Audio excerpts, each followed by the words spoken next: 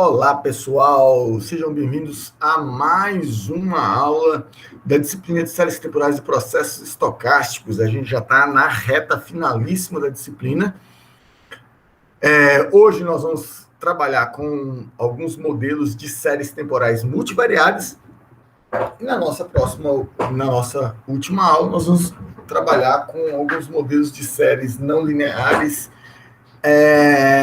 problemas de concept drift e outliers, ok? Em séries temporais. Mas, sem mais delongas, hoje é dia de trabalhar com análise com séries temporais multivariadas. Então, a gente vai começar entendendo qual que é a diferença da análise de séries temporais multivariadas para análise de séries univariadas.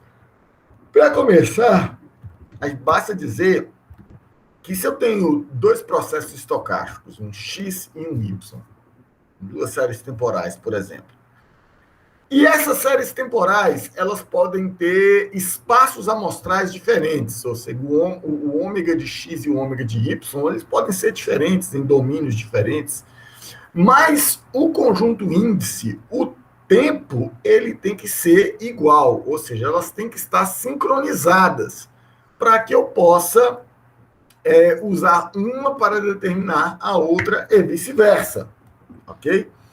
Então, nesse primeiro momento, eu quero entender como que uma dessas séries temporais, um desses processos estocásticos, pode ser usado para escrever o outro, ou seja, qual que é o impacto que ele tem no outro. Como elas são processos estocásticos, como elas são séries temporais independentes, tudo aquilo que nós estudamos sobre séries temporais univariadas vale para cada uma delas de forma independente. Mas há um conjunto de momentos que eu posso utilizar para entender o impacto de uma na outra. Então, vamos supor que eu tenho a série em azul, é meu processo estocástico X, e a linha vermelha é o meu processo estocástico Y. Os dois têm o mesmo conjunto de tempo, né? Tx e Ty são iguais, mas os universos de discurso e o comportamento das séries temporais pode e provavelmente será diferente um do outro. Então, para eu analisar o impacto de uma série na outra, eu tenho que calcular o segundo momento centrado cruzado. O que é o segundo momento centrado cruzado? É a autocovariância cruzada. Então, só para lembrar para vocês, a covariância entre duas variáveis indica o quanto que uma varia em relação à outra. A autocovariância de um processo estocástico, ele fala o quanto que um determinado tempo é influenciado pelos outros tempos da série, né? Um lag é influenciado pelos lags anteriores, por exemplo, né?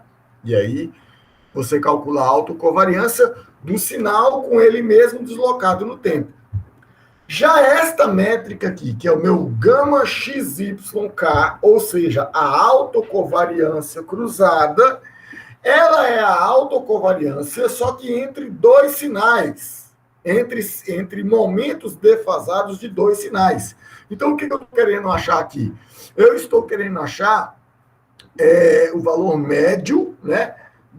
Do quanto que valores defasados de uma série Y impactam na minha série X, ou seja, o quanto que o tempo T menos K da série Y influencia no tempo T da série X, por exemplo, aqui.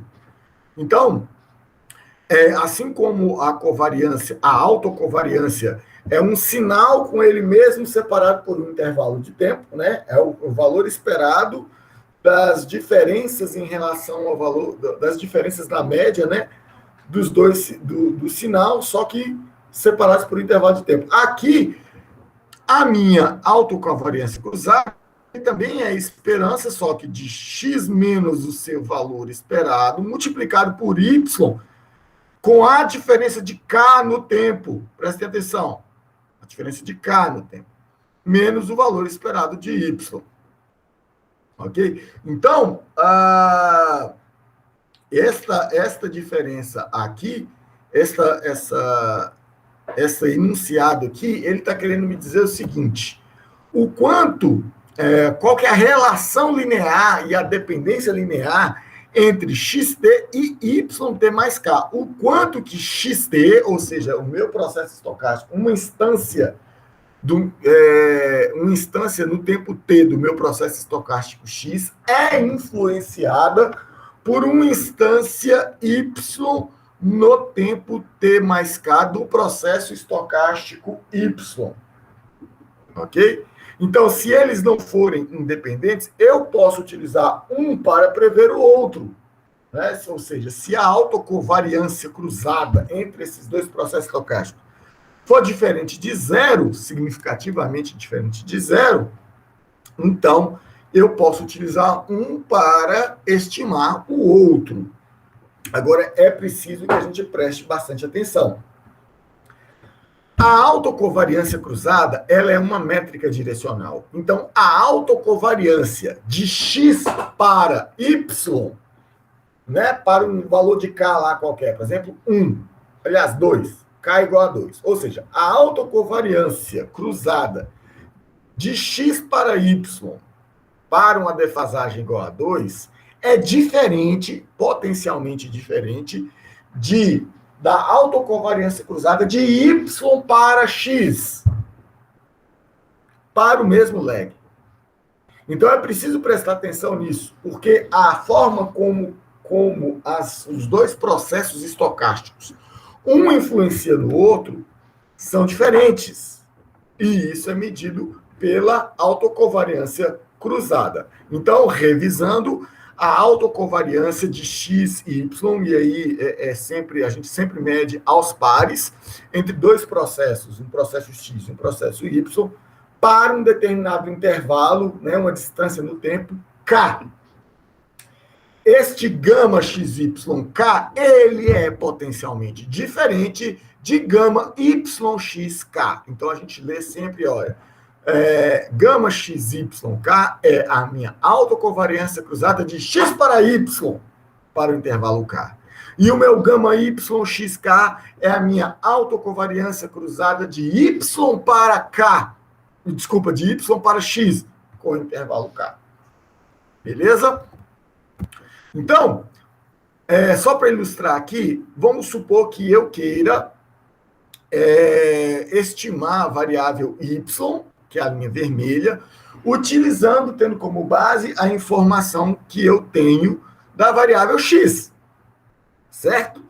Então, eu vou fazer a autocorrelação cruzada de y para x em um determinado lag. E essa autocorrelação, ela vai me falar, para um determinado valor no tempo, existe um intervalo lá, por exemplo, aqui, de 2, em que ela tem uma covariância significativa. Ou seja, eu posso, neste caso aqui, por exemplo, utilizando o valor de xt menos 2, ele me auxilia a determinar o valor de yt. E aí, como nós já vimos anteriormente, essa autocovariância para o mesmo intervalo, ela se mantém ao longo do tempo.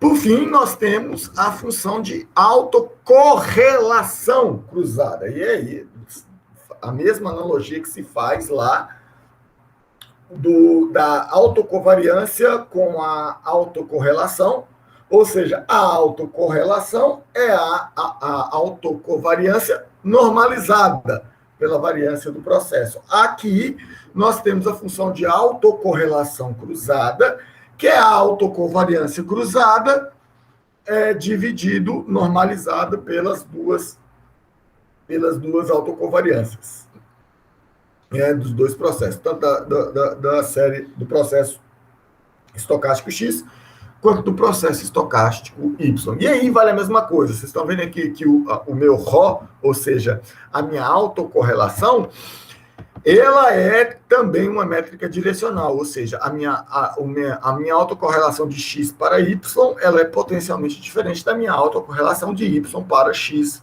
para o mesmo valor de intervalo, ok? Vamos dar uma olhada no código. Então, antes de mais nada, o nosso código de sempre. Eu separei algumas séries temporais multivariadas. A primeira delas é essa série aqui, que eu vou chamar de ST1, que ela tem uma série muito grande, inclusive, que mede o consumo, a demanda energética, né, de energia elétrica, e ela está sincronizada com a série da temperatura. Isso na Malásia, ok? Na cidade da Malásia, se eu não me engano, a capital. Então, ela tem aqui 3 variáveis aqui. O tempo, né, o horário da medição, ela é horária, a temperatura média naquela hora e a demanda elétrica em quilowatts-hora. Então, quando eu ploto aqui essas duas séries temporais, eu tenho aqui a série temporal da variação de temperatura e aqui eu tenho a série temporal da variação energética. Vocês estão vendo que aqui tem um intervalo de 5.000 instâncias e aí dá para ver com poucos detalhes. Eu vou fazer um outro gráfico aqui com um intervalo bem menor, de 100 instâncias, que aí pega alguns poucos dias. Né? Vou pegar aqui 10 dias, 240.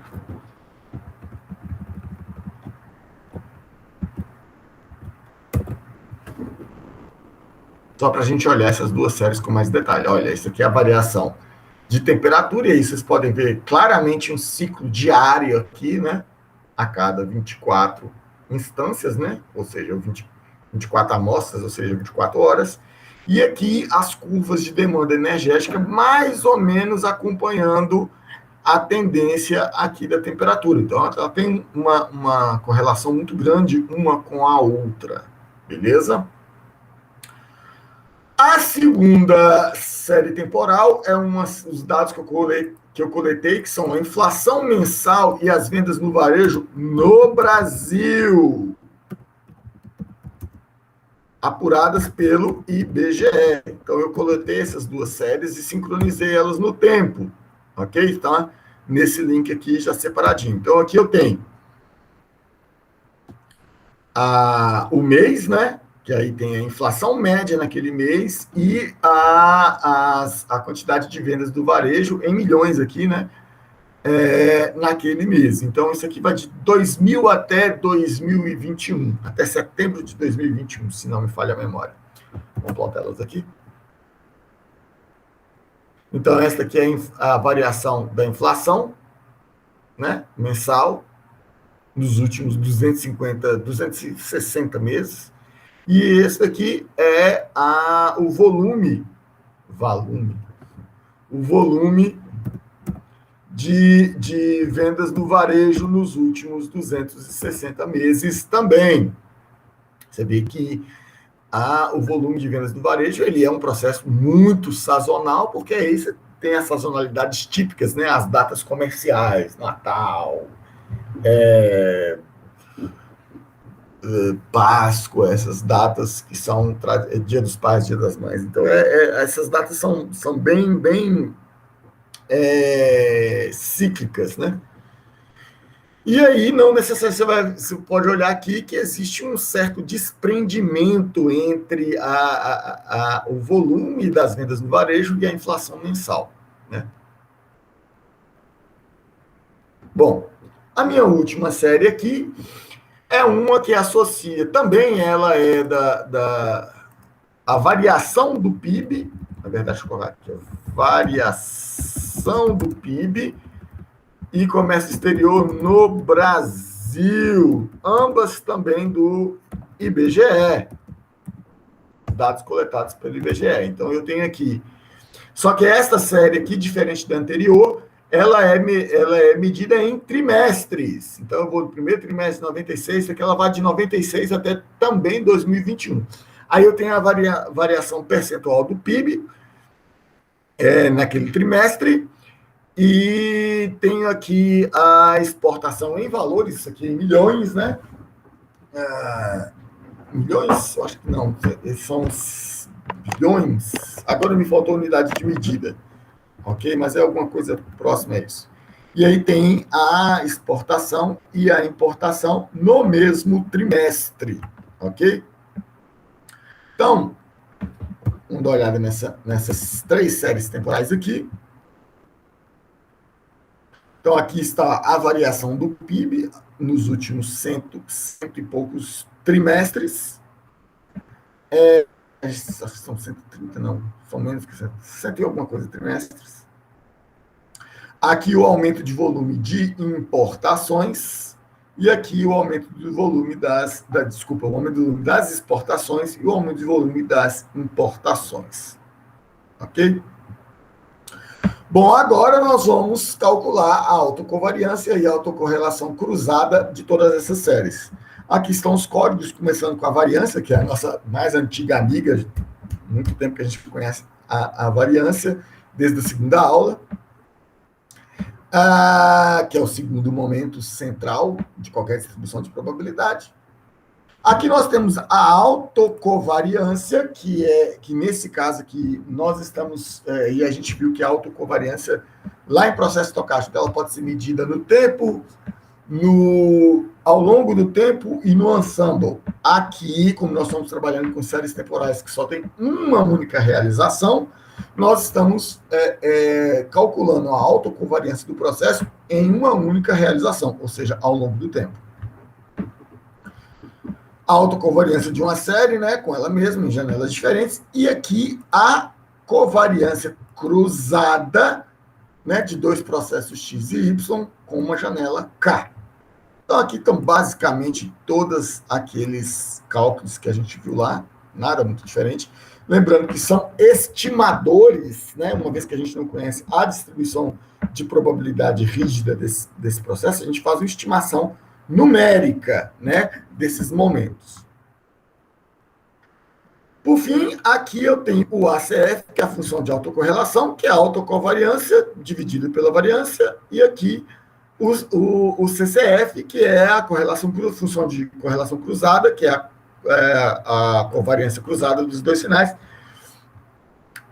dividido pela raiz quadrada das variâncias, né, de uma multiplicada pela outra. Então, aqui eu tenho mais uma função de apoio, que é para plotar o ACF para vários lags, e a mesma coisa o CCF para muitos lags. Vamos comparar aqui, por exemplo, na série temporal da Malásia, né? Então, vou comparar aqui, chamando os códigos que eu já executei. Eu não executei os códigos, né? Desculpa.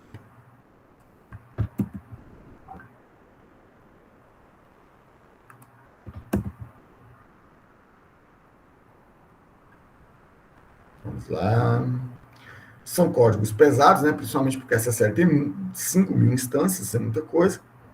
Então, olha só. Você vai ver que o ACF da série temporal de temperatura, ele é uma série muito sazonal, com um período de 24 horas. A de carga é praticamente igual, certo? O ACF da série temporal de carga também é uma série temporal com um período de 24 horas. Agora vamos dar uma olhada na correlação cruzada de temperatura para carga, para demanda elétrica. Olha só. Então, elas são muito correlacionadas, elas são bem correlacionadas, mas compare aqui agora com a correlação cruzada de carga para temperatura. São diferentes. Se você quiser perceber a diferença, olha só. Pega os 2 primeiros lags aqui e compara com os primeiros aqui. Tá vendo? Que são 2 funções diferentes. Então, basicamente, elas fazem a mesma coisa, porque essa voltinha que está no início aqui de temperatura para carga, ela aparece aqui no final de carga para temperatura. Significa que uma influencia a outra com um pequeno delay no tempo, né? Um pequeno atraso de tempo. Ok? Vamos ver agora a série de inflação e varejo, né? E compras do varejo. Então, olha só, olha o ACF da minha série temporal de inflação. Ele é um processo autorregressivo com a memória bem curta, inclusive, aqui. 5 lags aqui. São meses nessa série de inflação em varejo. Trimestre é o outro de PIB. Então, olha só. Então, a memória desse processo aqui ele é significativa até mais ou menos aqui o lag 4, na verdade. Né? Mais ou menos significativo aqui. Aqui eu não postei o intervalo de confiança, né? Já a função de autocorrelação do varejo, que nós vimos que ela é uma série que ela tem uma sazonalidade bem definida, e a sazonalidade é exatamente 12 meses. Está aqui o pico de 12 meses, olha. Já você pode ver o pico de ação com o período 12, mas ela é toda autorregressiva, toda bem correlacionada consigo mesma em todos os lags. Quando nós olhamos a correlação cruzada de inflação para a quantidade de vendas de varejo, a autocorrelação ela é basicamente negativa. Né? O que significa? Que quando a inflação aumenta, né, a quantidade o volume de vendas no varejo diminui, que é meio até que óbvio, né? Quanto maior a inflação, as pessoas vão consumir menos. Então está aqui esse parâmetro desculpa, a autocorrelação cruzada entre a inflação e o varejo. Nós vemos que existem alguns picos aqui que são bem que tem uma autocorrelação inversa bem expressiva, por exemplo, aqui no lag 15 e no lag 4. Também, já relacionado aqui com o lag 4 da inflação, que é quando ele perde a memória da inflação. E a mesma, uma levemente diferente, está a correlação cruzada de varejo para inflação. E aí a gente tem o lag mais expressivo aqui, é o de 6 meses, né? É o lag 6. Agora vamos analisar a série do PIB brasileiro e a sua relação com as importações e as exportações. Como já são muitas séries, né, e são 3 variáveis e tem muitas combinações, primeiro nós vamos olhar o ACF delas, né, conhecer como que é o comportamento de cada uma delas isoladamente, depois a gente olha os comportamentos cruzados. Olha o PIB.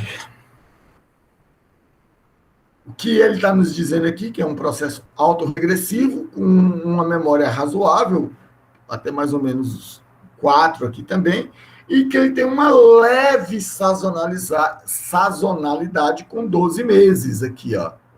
Leve sazonalidade. Obviamente, tem os trimestres do ano que são mais aquecidos em termos de consumo, em termos de produção, que aí nós voltamos àquela questão que nós olhamos a série anterior, né? Que é a série de volume de vendas do varejo. Você sabe que tem as sazonalidades, os meses de maior consumo, e isso vai automaticamente refletir no PIB. Então, ele tem um ciclo, o PIB, ele tem um ciclo levemente anual. Por quê? Porque a questão do varejo ela é só uma parte do PIB, tem o resto das coisas que compõem o PIB que aí não são explicadas por este fenômeno. Já a série temporal de exportações e de importações, aqui eu repeti o nome, deixa eu corrigir aqui, importação.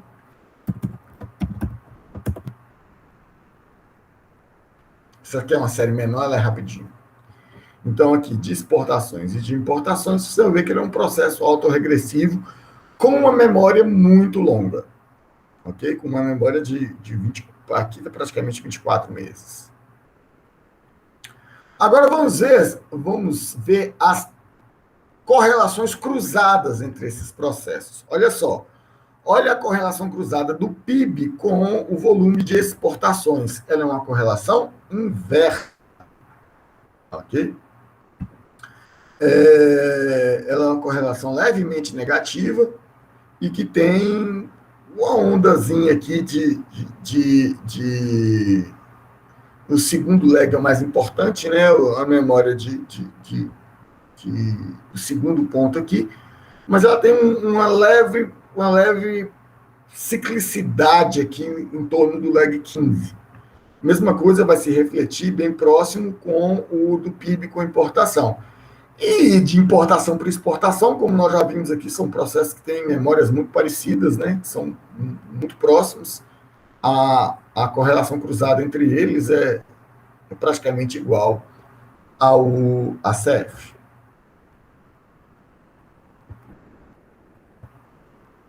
Então, senhores, só para sintetizar, essa, né, é a principal métrica que a gente utiliza para poder avaliar o impacto de uma série temporal em outra, dado que, lembrando que as duas têm que estar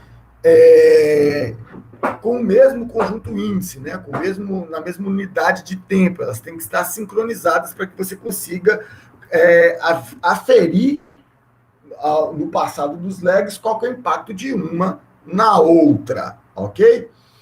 Bom, isso que eu já falei. Bom, agora tem uma outra perspectiva que eu estou considerando uma série X e Y como duas séries independentes, certo? Medidas de forma independentes, mas que no mundo real esse processo não tem a ver com o outro. Mas existe aquele processo estocástico cuja a variável aleatória tem mais de uma dimensão. E aí, neste caso aqui, por exemplo, quando eu tenho duas variáveis, eu vou dizer que um processo dois-dimensional, bidimensional, ou um processo vetorial de dimensão 2. Então, eu vou dizer um processo Z, em que cada instância tem dois valores, um relativo ao processo X e outro relativo ao processo Y. Os universos de discurso dos dois processos ainda podem ser diferentes, mas o conjunto índice é compartilhado entre eles. Então, eu posso considerar não só como duas séries temporais separadas, independentes, por mais que elas sejam sincronizadas. Eu posso considerar que são duas dimensões da mesma série temporal, que eu acho, inclusive, mais correto, no caso, por exemplo, das séries econômicas. Você tem a economia, que é um todo, que é um processo grande, multidimensional, e você está aferindo duas informações, duas variáveis das N variáveis desse processo ao longo do tempo. Então, nesse caso, a gente pode generalizar isso aí, um processo estocástico n-dimensional. E lembrando que esse processo n-dimensional, você pode separar cada uma das variáveis e fazer o estudo daquela variável sozinha e fazer o estudo daquela variável acompanhada com as demais. Isso posto, senhores, a gente tem várias formas de modelar essas séries multivariadas. A primeira delas nós já conhecemos bem, que são os modelos univariados, que são modelos do tipo SISO, que é apenas uma entrada, apenas uma saída, certo? Você tem uma entrada, que é uma variável de entrada, uma variável de saída, nesse caso. E aí são os processos estocásticos unidimensionais, as séries univariadas, e são aqueles processos que a gente já viu 2 aulas atrás, que é o autorregressivo com médias móveis, ARIMA, exponential smoothing, Rotwinters e por aí vai. Nós vamos ver hoje 2 tipos de modelos diferentes. O primeiro modelo é o MISO, que é de múltiplas entradas, mas de uma única saída. Ou seja, eu tenho mais de uma variável na entrada, mas só uma variável na saída. Que aí eu vou estar utilizando Eu vou utilizar uma série que eu estou interessado em prever somente uma série, mas eu vou utilizar dados externos dessa série para auxiliar na previsão dela. Que aí é o modelo de variáveis exógenas, séries com variáveis exógenas, que aí eu vou estar trabalhando com múltiplos processos estocásticos unidimensionais, né, independentes, mas um auxiliando a previsão do outro. E aí eu tenho um modelo autorregressivo com variáveis exógenas, eu tenho um modelo autorregressivo de médias móveis com variáveis exógenas, ARIMA, com variáveis exógenas e por aí vai. Muitos modelos X, né? São todos esses modelos X, esse X aí vem de exógenos, a variável exógena. E, por fim, eu tenho um modelo em que eu entro com muitas variáveis e eu vou prever todas elas ao mesmo tempo, que são os modelos vetoriais. É o modelo do tipo MIMO, né? Que são de múltiplas entradas e de múltiplas saídas. E aí, nós estamos falando de processos estocásticos multidimensionais, n-dimensionais, ou séries temporais multivariadas, em que você quer prever todas as variáveis em conjunto. E aí nós estamos falando do modelo autorregressivo vetorial e do modelo autorregressivo de médias móveis vetoriais. Ok? Vamos começar com o mais simples, vamos começar com modelos com variáveis exógenas, ou os famosos modelos X. Então, primeiro vamos esclarecer aqui o que são as variáveis endógenas e as variáveis exógenas. Então, o que é a variável endógena? A variável endógena é a série principal que você tem interesse de prever, né?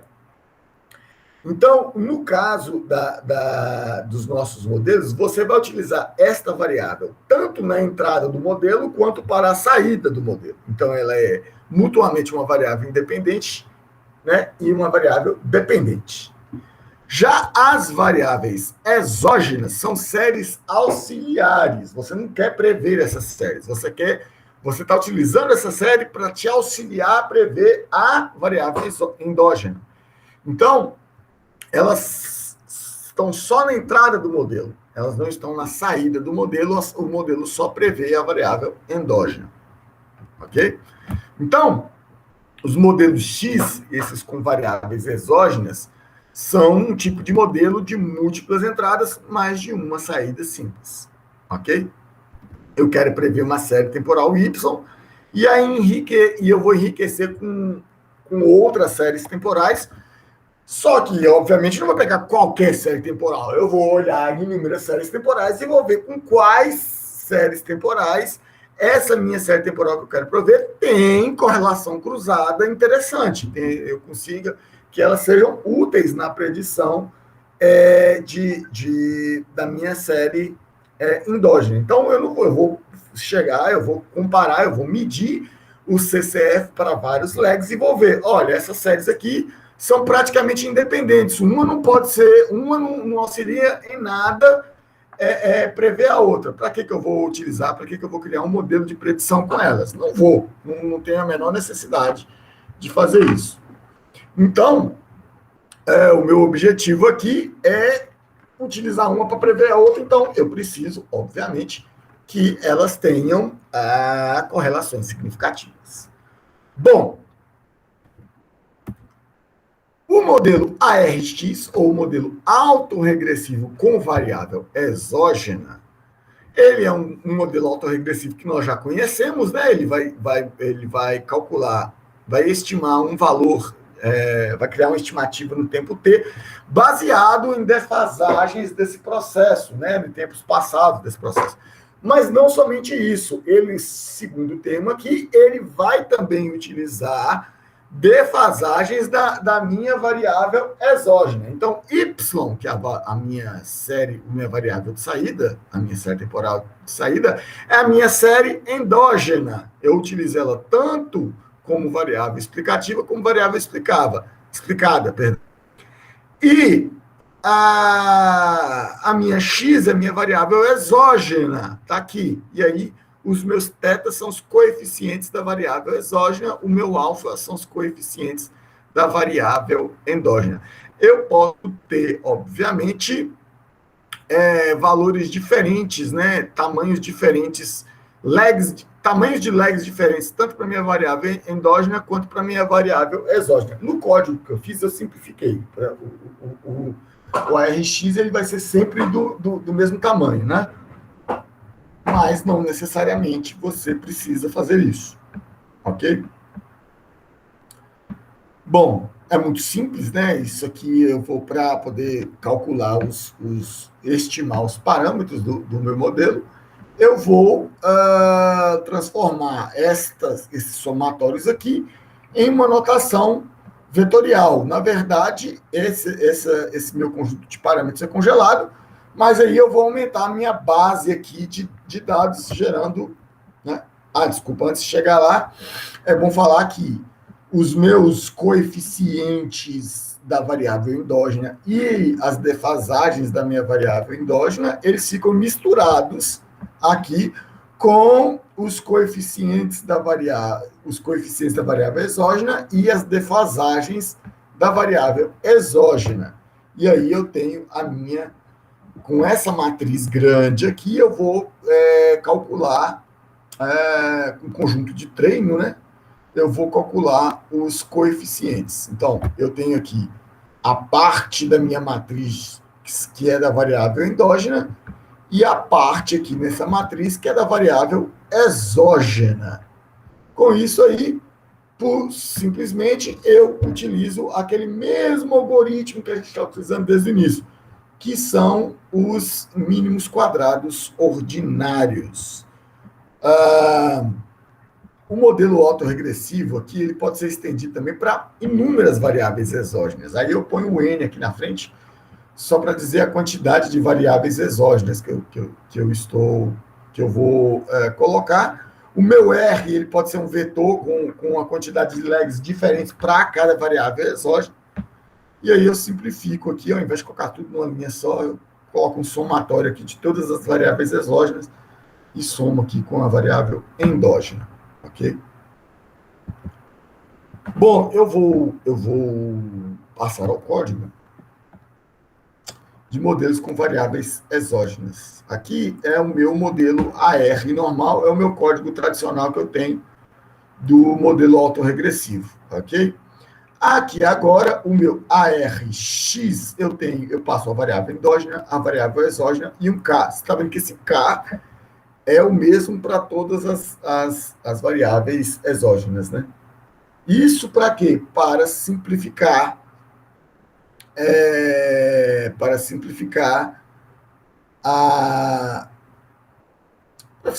os meus cálculos aqui, deixar o código um pouco mais limpo. Mas você pode implementar uma versão desse código aqui em que você possa ter inúmeras variáveis, certo?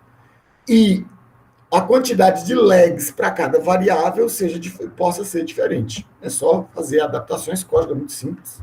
Provavelmente um código que já está em uma biblioteca, ele já tem essa funcionalidade, por exemplo, essas bibliotecas scikit-learn, por aí vai. Mas aqui eu gosto de deixar o código para que vocês estudem e entendam o que está acontecendo e comparem o código com as fórmulas que a gente coloca nos slides, enfim, entenda o que você está fazendo. Então, aqui eu estou gerando a matriz de legs, né? Esse legs aqui, ele está criando essa matriz aqui e esse vetor aqui do lado. Esse aqui eu vou chamar de x, esse aqui eu vou chamar de y, certo? Aqui o meu x e aqui o meu y. Depois, aqui no ajustar, eu vou criar os legs x e y e vou executar aquele cálculo que a gente sempre faz, que é para calcular os coeficientes, que é resolver esse sistema linear aqui, né? Inverter o AX, o Y igual a vezes X. Inclusive, eu vou mudar esse código aqui. Até hoje eu estava utilizando esse ponto dot aqui, que é a multiplicação vetorial de X para X. Só que nesse meu caso, recentemente eu descobri que o Python incorporou a notação do dot, né, da multiplicação vetorial, que é utilizada no MATLAB. Então, ao invés de chamar uma função aqui, aí vai ficar esse código feio, você pode colocar aqui um arroba. Arroba significa multiplicação vetorial de x de x transposta por x. Então, eu posso tirar todos os dots aqui, fazendo a mesma coisa, ó. Dot. Aí aqui eu estou multiplicando por x x transposta dot y. Então, eu fiz exatamente a mesma coisa aqui. Fiz exatamente a mesma coisa, só que a anotação ficou um pouco mais limpa. O que eu fiz aqui? Utilizei, esse aqui é o método dos mínimos quadrados, para poder calcular os coeficientes baseado na minha matriz.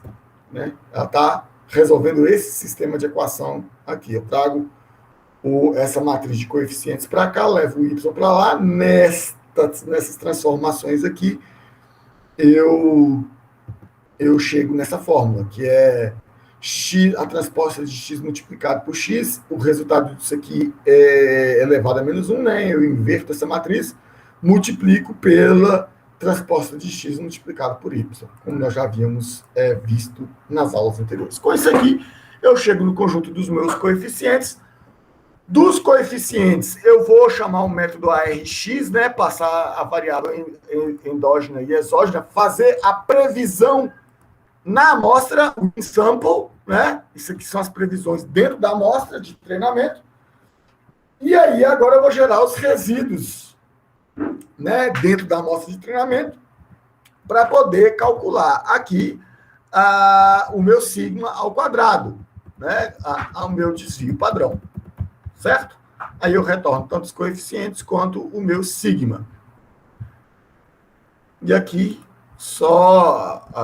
muito simples, né? Eu estou chamando, passa um conjunto de variáveis exógenas, endógenas, para poder prever todo o conjunto. Isso aqui é previsão para horizonte de previsão T mais 1, sempre prevendo para T mais 1. Lembrando também que você pode fazer aquela previsão para múltiplos passos à frente. Também já mostramos esse código na aula passada, né? Só colocar o parâmetro H aqui e fazer um deslocamento temporal da matriz de Legs. Pronto. Bom, vamos utilizar esse método ARX, o método autorregressivo com variáveis exógenas, naquela série temporal da Malásia.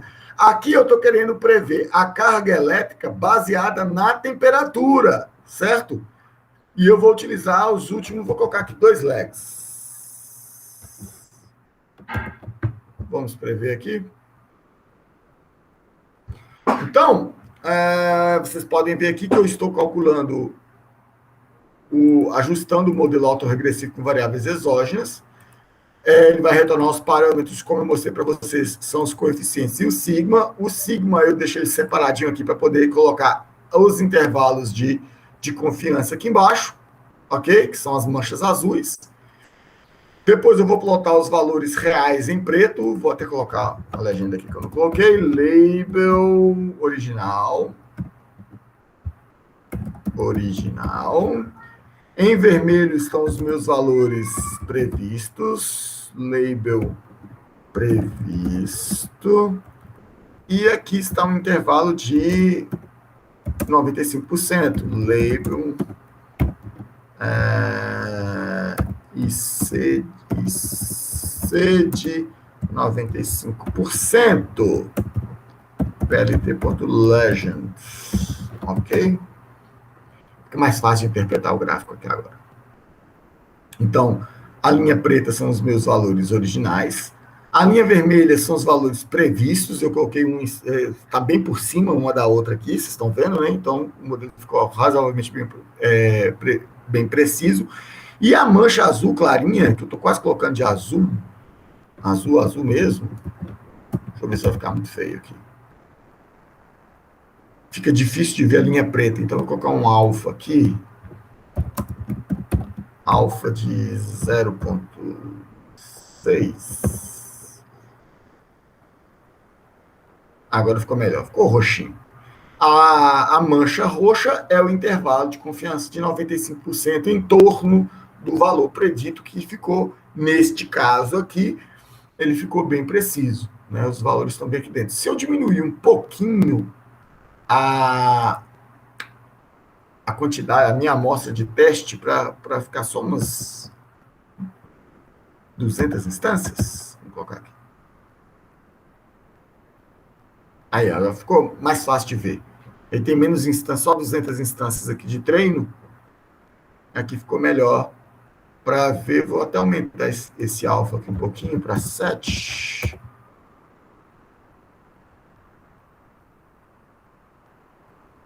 Tá para 9, né? Ah, não tá. Né? Deixa para lá. Enfim, dá para ver aqui. Dá para ver o intervalo de 95% de confiança em torno da linha vermelha, que é o meu valor pontual previsto, utilizando o modelo autorregressivo de variáveis com variável exógena. Então, eu estou prevendo a carga utilizando a temperatura. Poderia fazer o inverso? Poderia, mas eu sei que essa correlação no mundo real existe, né? Quando a temperatura aumenta, as pessoas vão ligar ar-condicionado. Aliás, no caso da Malásia, não, Malásia é um país quente. Então, quando a temperatura aumenta muito, as pessoas vão ligar ar-condicionado. Em alguns outros lugares, são países de temperatura amena, quando a temperatura desce muito, eles vão ligar o aquecedor, tomar banho muito quente, por aí vai. Vamos lá. Vamos ver a relação entre a inflação e o volume de vendas do varejo. Eu quero prever a quantidade de vendas do varejo com base na inflação, né? E aí eu vou utilizar os últimos 12 meses. Será que vai ficar legal? Então, tá aqui. Então, eu estou prevendo as vendas do varejo, né? Tá aqui, a linha preta é o valor real, e a linha vermelha é o valor previsto, né? Você vai ver que em alguns pontos aqui, ele erra até para fora do intervalo de confiança de 95%. Em alguns pontos acontece esse valor. Mas, em boa parte do tempo, os valores estão dentro da mancha de incerteza e próximos dos valores previstos.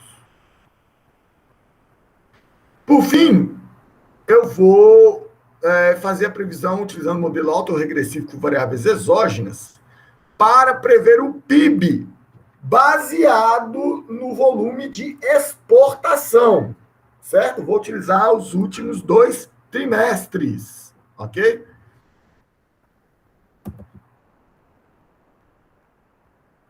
Então, tá aqui, são pouquíssimas instâncias, né? São só 60 instâncias, mas você vai ver que a linha preta foi o valor real da variação do PIB nesse período aqui.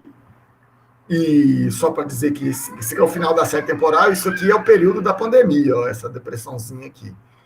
Então, ele vinha crescendo, estabilizou-se aqui, começou a ter leve queda. Quando a pandemia começou, ele caiu, desabou, e agora já está voltando a crescer, já graças a Deus, no final da pandemia. Então, o nosso modelo conseguiu prever razoavelmente bem, a linha vermelha acompanhou razoavelmente bem aqui, subestimou o crescimento aqui, e a mancha azul aí é o intervalo de 95% de confiança em torno das nossas previsões. Então, senhores, este é o modelo autorregressivo com variáveis exógenas, ok? Assim como lá no nosso modelo autorregressivo, depois a gente evolui ele para o modelo ARMA, aqui nós temos o modelo ARMAX, que é o modelo autorregressivo com médias móveis e variáveis exógenas. Então, o modelo ARMAX, ele é um modelo autorregressivo com variáveis exógenas, somado, e aí eu calculo a parte principal da previsão, depois eu acho os resíduos, faço a média móvel nos resíduos, e essa vai ser a minha previsão final. Então, a minha estimativa é baseada em valores defasados da variável endógena, em valores defasados da variável exógena, que isso aqui é o meu modelo ARX, e aqui valores defasados dos meus resíduos, que é a média móvel. Ok? Então, como é que é o modelo ARMAX? Modelo ARMAX para P legs da variável endógena, R legs da variável exógena e Q legs dos resíduos, né?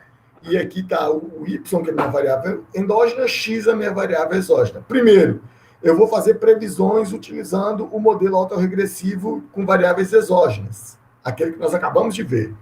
Em cima dessas previsões, eu vou comparar com os dados que eu tenho de entrada para poder calcular os resíduos. Com esses resíduos, eu vou gerar a minha média móvel. Eu vou tentar prever esses resíduos.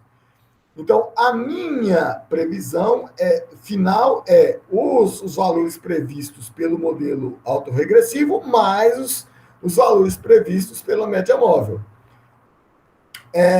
Com isso aqui, né, com essas previsões comparadas, eu ainda calculo a incerteza, que é a minha variância dos resíduos finais. Então, esse aqui é o meu modelo Armax, que é basicamente idêntico ao modelo ARMA, com a única diferença que, aqui no início, nós utilizamos o modelo autorregressivo de variáveis exógenas. O resto é todo exatamente igual. Certo? E a mesma coisa, gente, vale para o Arimax. O Arimax é um modelo autorregressivo integrado com médias móveis, utilizando variáveis exógenas. Então, ele vai fazer basicamente a mesma coisa, só muda a parte do autorregressivo no início, né? Que nesse autorregressivo no início eu estarei utilizando variáveis exógenas. Isso aqui é apenas uma variação do Armax para múltiplas variáveis exógenas. Não muda muita pouca coisa na notação que a gente já tinha visto. Complica um pouquinho, mas é um modelo mais completo. Agora, então até aqui a gente considerou que essas séries eram independentes, mas que uma poderia auxiliar a outra. Então, esses são os modelos de variáveis exógenas. Agora, nós vamos considerar que elas são duas variáveis da mesma série temporal. Ou seja, elas são intrinsecamente relacionadas. Aí nós vamos, a partir de agora, consideramos que as duas variáveis, ou as duas ou mais variáveis, são todas variáveis endógenas. Todas elas. Então, esse é o modelo MIMO.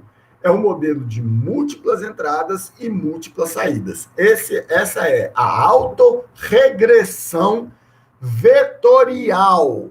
A autorregressão vetorial, ela pega cada instância de tempo, ela é um vetor então eu vou ter um vetor, um conjunto de entrada de vetores e vetores na saída. Então, o modelo VAR, ele é a generalização do modelo autorregressivo para séries multivariadas, né, para processos estocásticos vetoriais. Né? Então, um modelo autorregressivo vetorial de ordem P, né, o VAR-P, ele é dado por, olha só, isso aqui é completamente inusual, essa setinha em cima, mas eu faço questão de colocar ela para as pessoas entenderem que aquilo ali é um vetor. Né, que aquilo ali não é um escalar igual a gente estava trabalhando antes. Então, quando eu estou trabalhando uma instância da minha série temporal multivariada, cada instância é um vetor, não é mais um valor só. Então, prestem atenção. Para eu estimar uma determinada amostra no tempo t, eu multiplico defasagens dessa série temporal multivariada multiplicada por um conjunto de matrizes. Então, não tenho mais coeficientes, eu tenho matrizes de coeficientes. E aí, essa matriz de coeficiente, ela vai capturar as relações entre as variáveis, da variável com ela mesma e entre as variáveis. Então, eu tenho uma matriz de coeficiente para cada defasagem no tempo. Ok? Então, para t-1, eu tenho a matriz de coeficientes do tempo A1, né, referente ao t-1, e para a defasagem t-p, eu tenho a matriz de coeficientes AP. Então, só para ilustrar isso, olha um processo, um VAR, de primeira ordem, ou seja, ele só usa uma defasagem no tempo. Então, esse processo, para prever YT, eu vou utilizar YT-1, lembrando que isso aqui é um vetor, e essa matriz de coeficientes. Então, aqui eu tenho esta fórmula instanciada para um processo de duas dimensões. para uma série temporal de 2 dimensões. Então, para eu prever t, e aí YT é composto por Y1 e Y2, eu preciso de YT-1, que é o vetor composto de Y1 e Y2T-1. E para isso eu preciso dessa matriz quadrada aqui de coeficientes, né? Em que o número de colunas tem que ser igual ao número de linhas aqui, ok? Bom, e o que é que eu faço se eu precisar um modelo vetorial, um modelo autorregressivo vetorial de segunda ordem, ou seja, ele utiliza 2 legs. Aí eu terei 2 matrizes de coeficientes, cada uma delas multiplicando um dos legs. Olha só como é que vira este modelo de segunda ordem. Então, eu tenho a minha primeira matriz aqui de coeficientes, que multiplica a primeira defasagem, e eu tenho a minha segunda matriz de coeficientes, que vai multiplicar a minha segunda defasagem. E aí eu posso ter var 3, var 4, var 5, var quanto vocês quiserem. Saiba que para cada defasagem, né, para cada vetor daquele, eu vou ter uma matriz com todos os coeficientes correlacionando as variáveis. Então, gente, como já é de costume, nós estamos lidando só com modelos lineares até aqui. Eu vou utilizar, como eu utilizei nos outros, o método dos mínimos quadrados ordinários. Só que para eu trabalhar, para eu construir aquela matriz de desenho lá, que a gente gera os coeficientes em cima de um conjunto de matrizes, não é tão simples assim. Então, eu tenho que transformar aquilo ali nesta equação linear para eu poder fazer a transformação e depois chegar aos valores dos coeficientes. Para isso, eu vou gerar o meu Y aqui, que é uma matriz de N. N aqui é o número de variáveis, né? T é a quantidade de instâncias de treinamento e P, obviamente, é o número de defasagens. Então, essa daqui são as saídas esperadas. E X é uma matriz de T mais P, que cada linha contém os valores das N variáveis para cada uma das P defasagens. E N e A, aqui é a matriz dos N vezes NP dos coeficientes. Então, aqui, gente, olha só. Essa aqui é o método dos mínimos quadrados, como nós acabamos de ver. E para eu conseguir resolver esse sistema de equações aqui, eu preciso que essas matrizes aqui tenham essas dimensões. Então, aquele sistema inicial, aqui, que é o var2, né?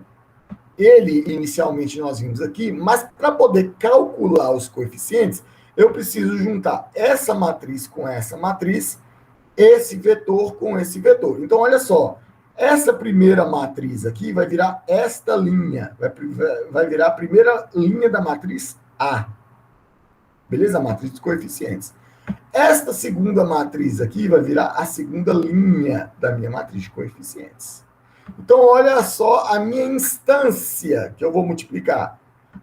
Os primeiros 2 elementos aqui são as N variáveis da minha primeira defasagem. Os 2 últimos aqui são as 2 variáveis da segunda defasagem. Então, seguindo essa mesma linha que nós vamos fazer aqui, nós vamos fazer isso para todos os dados. E vamos construir aquela matriz grandona lá, né? Então, aqui eu tenho 4 amostras defasadas no tempo, né? Vai de YT até YT-4, com 2 variáveis, Y1 e Y2. Y1, Y2, Y1, Y2, e aí eu vou alinhando elas no tempo aqui. E aqui estão os meus coeficientes, e aqui estão as variáveis de saída, né? Sempre nas 2 dimensões do Y. Com isso aqui, agora, eu consigo resolver aquele sistema de equações. Vamos ao código. Isso que eu acabei de explicar para vocês está aqui na função legs, né, que gera as defasagens. E aqui eu criei uma nova função chamada legsb, e eu falo a quantidade de defasagens que eu vou querer. Então, com essa, vou criar um código aqui de exemplo, vou criar uma matriz chamada Z, np.array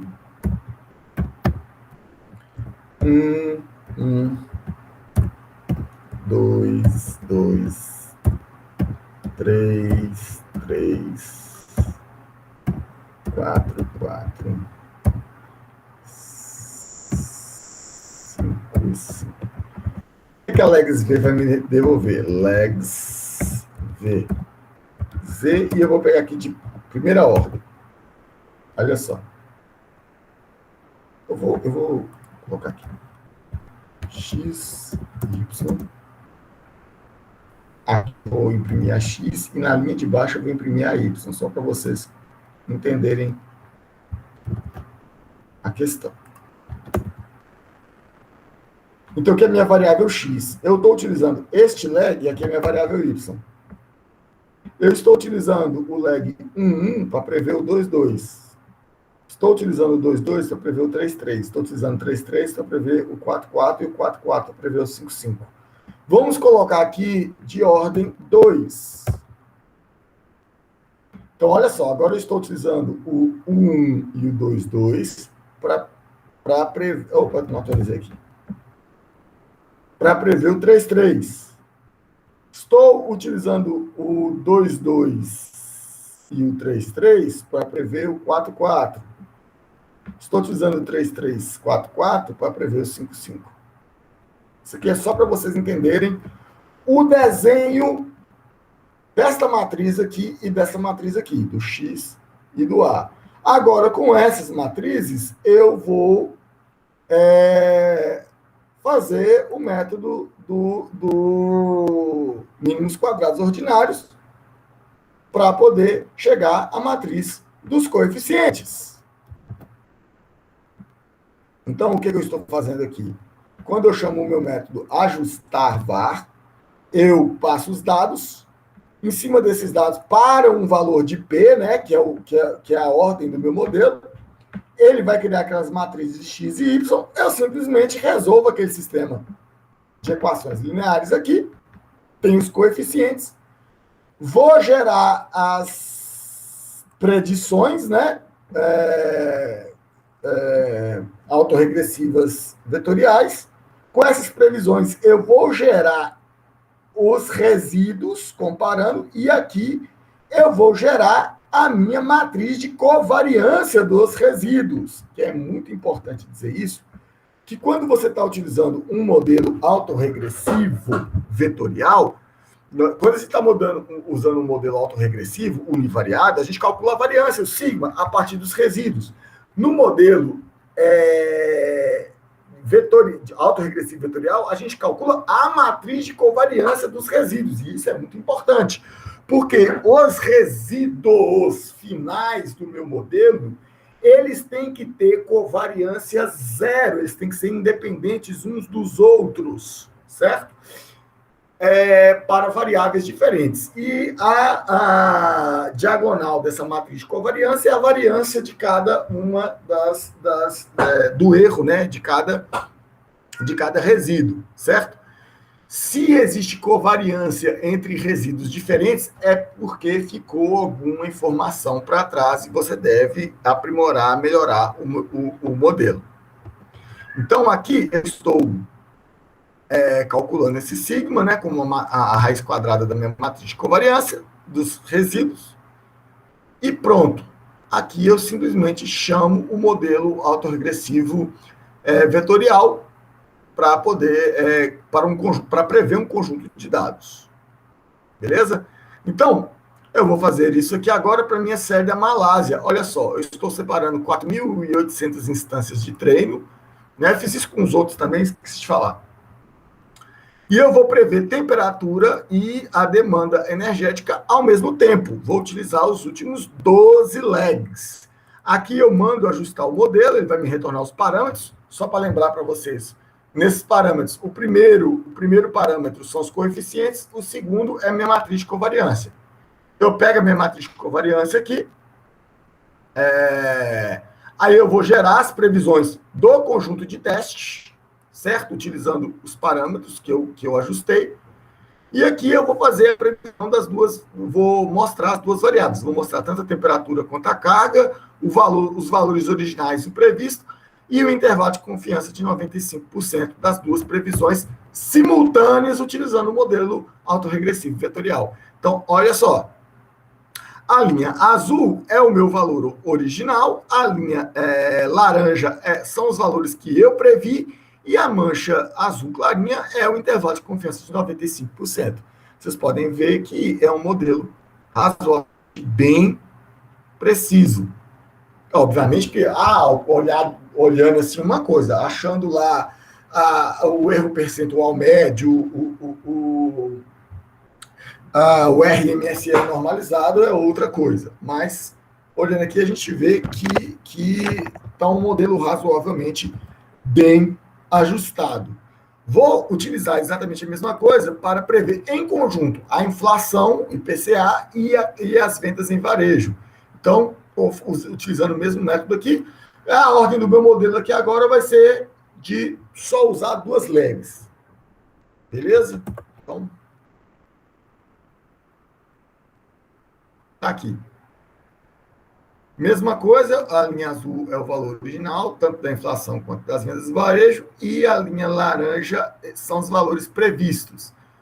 Sendo que também temos a mancha de incerteza laranja aqui. Ok?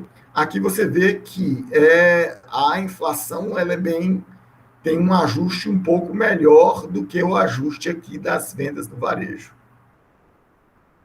Ok?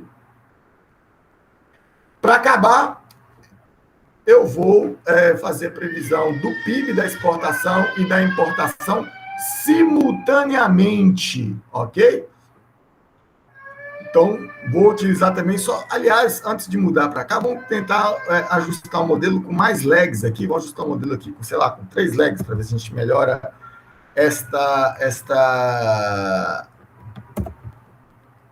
este modelo de previsão. Visualmente aqui não teve um ganho significativo, não. Aparentemente está igual. Beleza?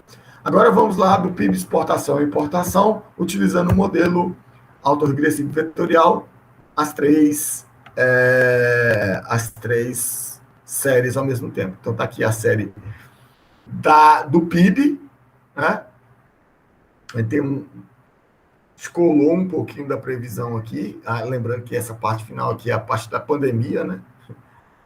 E aqui está o volume de exportações e o de importações. Ok, pessoal? Então, esse é o nosso modelo autorregressivo vetorial, o VAR-P.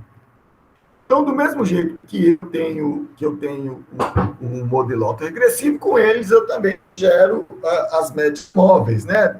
É o mesmo processo que a gente está vendo lá desde o início. Você tem um modelo autorregressivo, que ele ensina a variável endógena, da série temporal, e você tem as médias móveis, que é nos resíduos da série temporal. Então, se eu tenho o modelo autorregressivo vetorial, o VAR, eu também tenho o modelo de médias móveis vetorial, que é o VMA. E a junção dos dois gera o modelo VARMA, que é o modelo autorregressivo de médias móveis vetorial, né? Que é o modelo autorregressivo vetorial, utilizando P-defasagens, e com médias móveis vetoriais. Lembrando que agora os resíduos eles também são multivariados. E aí eu vou fazer a média móvel nesses resíduos multivariados. Então, o modelo VARMA, ele é basicamente o modelo igualzinho ao modelo ARMA, só que eu só troco o AR pelo VAR e o MA pelo VMA, que agora eu estou trabalhando com variáveis, com séries multivariadas. E aqui embaixo, ao invés de calcular um sigma, eu calculo um sigma simples, né? Um sigma minúsculo, né? Um valor de desvio padrão, eu vou calcular a matriz das covariâncias, ok? Então, eu tenho a matriz das covariâncias dos resíduos. Então, se eu tenho resíduos de N variáveis, eu vou ter uma matriz quadrada de N por N, mostrando se há relacionamentos entre os resíduos. E reitero, os resíduos, essa matriz de autocovariância, ela só pode ter valores significativos na diagonal. Fora da diagonal, o ideal é que os valores sejam muito pequenos ou zero, indicando que os resíduos entre as variáveis são independentes entre si, o que significa que o seu modelo conseguiu capturar toda a informação que tinha para ser capturada naquele momento. Bom, para concluir,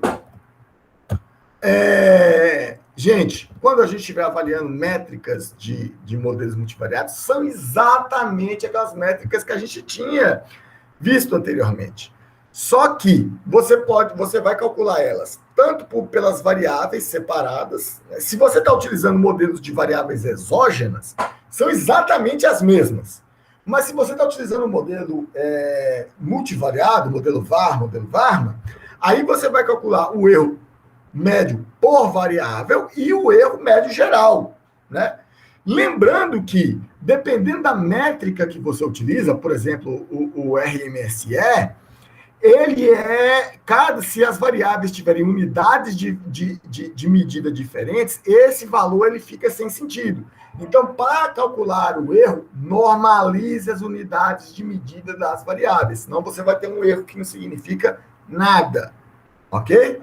Então, quando você for comparar o erro médio geral, que é a média dos erros das variáveis ao longo do tempo, você precisa pegar esses erros e fazer uma escala deles, todos para a mesma unidade de medida. De preferência, um valor entre 0 e 1, ok? E aí fica mais fácil de entender qual que é o erro quadrático. Bom, e aí, o mesmo raciocínio se aplica à análise dos resíduos. Gente, você tem que fazer a análise de resíduos de cada variável separada e aí, em cada variável, nos resíduos de cada variável, você vai olhar o ACF delas, para ver se elas são ID. Agora, entre as variáveis, né, você vai olhar a autocorrelação cruzada, para ver se entre os resíduos da variável não está ficando alguma informação para trás que você pode utilizar no seu modelo para a previsão. Então, senhores, esse daqui é um resumo de alto nível de algumas técnicas que estão envolvidas na previsão de processos estocásticos / séries temporais multivariadas. Ok? Existem muito mais coisas além disso, mas esses dois métodos, eles são os métodos mais utilizados. A RX e o método, autorregressivo com variáveis exógenas, o ARX, Armax, ou os métodos autorregressivo vetorial e autorregressivo com médias móveis vetoriais, que é o VAR e o VARMA. Lembrando que ainda tem o VARX, ainda tem o VARMAX, ainda tem uma série de outras coisas. É uma seara muito grande de modelos. Para a nossa próxima aula, a gente vai trabalhar com as séries que são muito não estacionárias, ou as séries que mudam ao longo do tempo, o problema dos outliers, e também para fechar com os modelos não lineares. Ok? Então, eu espero vocês até a nossa próxima e última aula da nossa disciplina de séries temporais e processos estocásticos. Vejo vocês lá, pessoal!